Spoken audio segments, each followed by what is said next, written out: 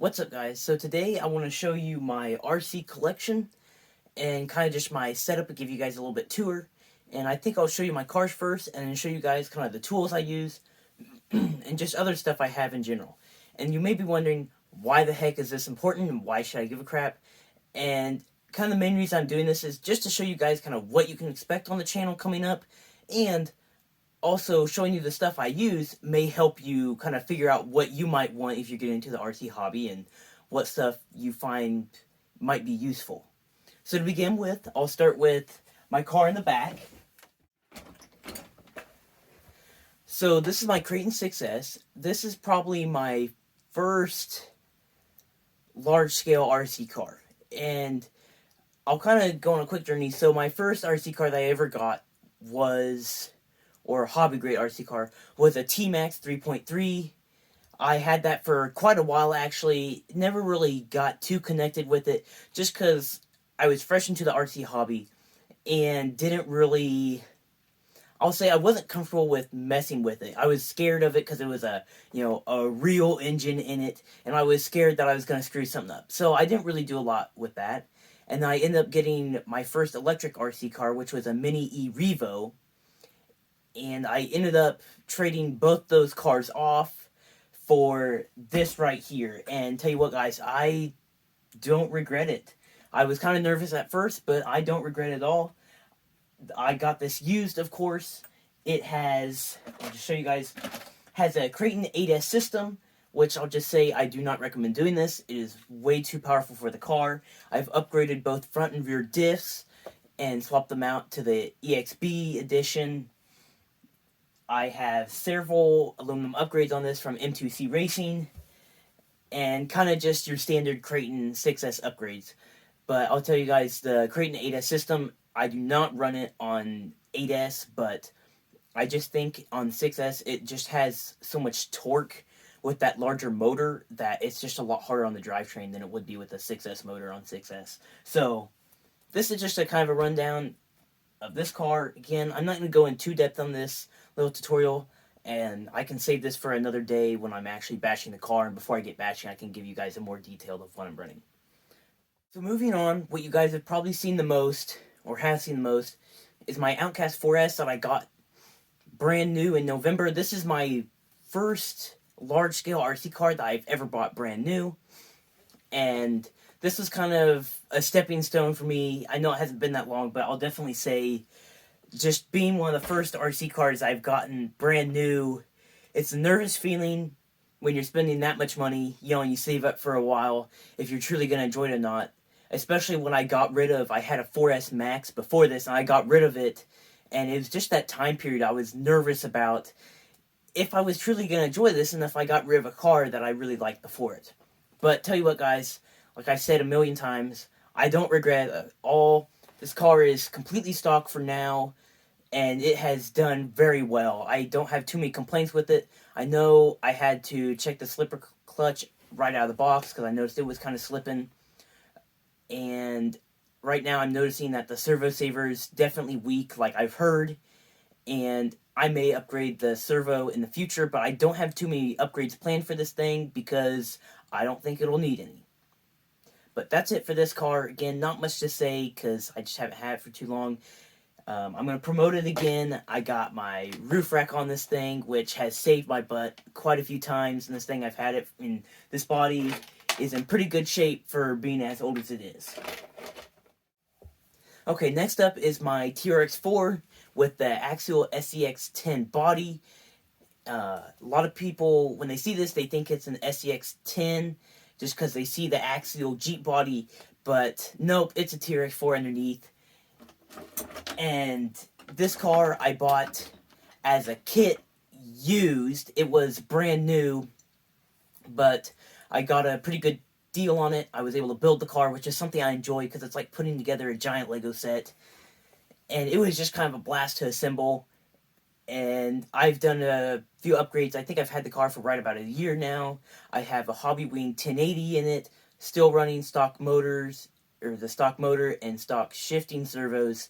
However, I do have an upgraded steering servo from Endure on Amazon, it's all right for 20 bucks, or I think it was like $25. It's not that bad, but definitely leaves something to be desired. I also have the RC four-wheel drive Patagonians on it. I soon want to do a review on these, especially comparing them to other tires. Right back in there, I have a stock set of TRX4 tires, and I also have like the stock standard like Nitto tire design by Axial that I want to run, and I just want to do a three-way comparison and just see how if these outperform the Traxxas TRX4 tires, because I know those are pretty good, but I'm really hoping that these perform good just because I think they look good, and it would be even cooler if they performed as good as they looked. But that's it for this car. I think I'll move on and show you my SCX24. Okay, so right here is my SCX24 that I bought a couple years ago. It started out as a deadbolt, and it's worked its way to this monstrosity. I already have a video kind of covering its setup. I don't want to go over and repeat myself, but the obvious stuff is there. One thing I just want to point out is this is a Muse Racing servo, which there aren't many reviews on Amazon, and it doesn't seem like people have tested it too much because it hasn't been out for too terribly long. And I've had it for probably 2 months now, and for the time I've had it, it has done extremely well. And I don't regret it at all. Again, I can't do a direct comparison to the NSD RC100 or the Reese 99 Micro because I didn't try out those servos because of just, tight budget. But I would imagine this isn't too far behind them, especially when you compare the price difference. So if you guys are looking for like more budget-friendly, high performance servo, the Muse Racing servo is probably something to go with, and I think it does a really good job. Okay, now moving on, I'll kind of just show you guys more of the nitty-gritty stuff. So right here, this is my toolbox I'm running. It's like a oversized ammo can, and this thing is really well. This houses all my tools I use, except for my drill over there, which I'll get to that. But I like this because I can easily take stuff out of it with its open design, and it has that tray in there. But it also makes all my stuff portable, so when I go out bashing, I just take the whole dang toolbox with me. Then I have everything I can think of, except for maybe a couple spares and some other stuff. Like I said, moving on, I use this drill I got at a farm sale for 10 bucks. It's the older style, uses these 12-volt batteries, but this is plenty to get the job done. Now, I don't use this a lot when it comes to just doing general maintenance. It depends. If I'm having to get in-depth in the car, I usually use this to take it apart and speed the process up. I don't even go till it starts to get tight. I just get it close enough that it doesn't take me long to finish it up with the hand screwdriver. But that's that. This is an RC stand right here that I always have my Outcast on. The plastic base for it broke, and I replaced it with the wooden one that I made. It kind of houses kind of the stuff I need, like my 17mm wrench, which I kind of showed how I made those extensions in a short. And these are my driver bits for my drill. Moving on, kind of over here. Back there, I got that's where I keep some of my lipos. I've expanded my collection, but that's a pretty high, it's a fairly good, lipo safe bag. Again, it's not 100%, but it's one of the better ones on the market. Then I have my Dremel down there. I'd say, like you see many people say, that is almost a necessity for RC hobby. Just for making custom parts and doing work, it comes in extremely handy. Then that's just another ammo can I keep some of my crawler stuff in. Back up in here is where I store my microcrawler. I use a Venom Duo lipo charger or something, so it's two channels. It's not too bad for up to 3S batteries. When you get into 4S, it can't charge them too terribly fast.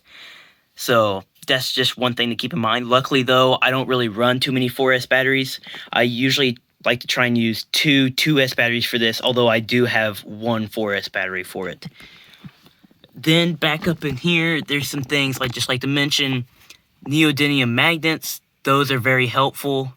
Keep some other screws and crap in there. I have this tray right in here.